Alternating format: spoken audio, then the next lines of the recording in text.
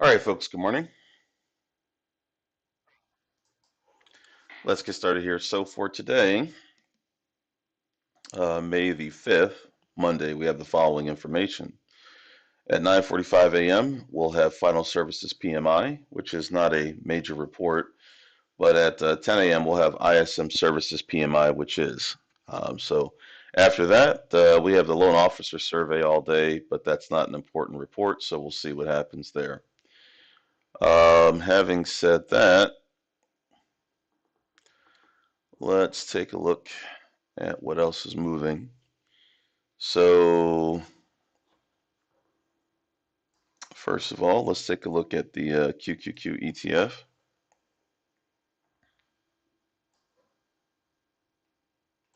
All right, so the QQQ ETF is poised to open sharply lower, about four, maybe 3.5 points lower than where it closed on Friday. And Friday's action was definitely bullish, as you can see. So we're still trading in the upper part of the range that we've been in recently. So there's no question about that. We're still up. But obviously, we've lost a little bit over the weekend. All right. Having said that, let's take a quick look here at everything else. All right. So, firstly, as far as opportunities on Friday, we found Robinhood, which was a bullish opportunity. Sorry, let me zoom in here. Now, Robinhood was able to reach our target number two eventually, our target number two to the upside of 49.55, but we were not able to hold it, at least not for the room, all the way until then. We got stopped out before then, but nevertheless, it was a good opportunity. Um, that was it for Friday, but let's look at what's moving in the pre-market and see what we got so far. So in the pre-market, here's what I see so far. We have AIFF currently up 40% on 13 million shares, is at least $1 per share. So we'll go ahead and add AIFF to our list. Next up is BSGM. Oops. And that's only up 4.3, down 4.38%, so not enough. So we'll skip that.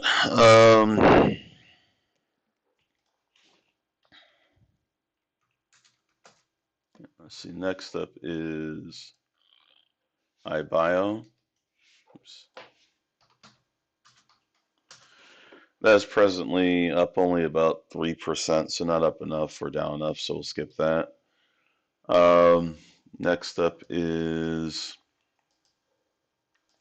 PLRZ, it looks like. That's currently up about over 18% on about 10.7 million shares, at least $1 per share. So we'll add that PLRZ to our list. Next up is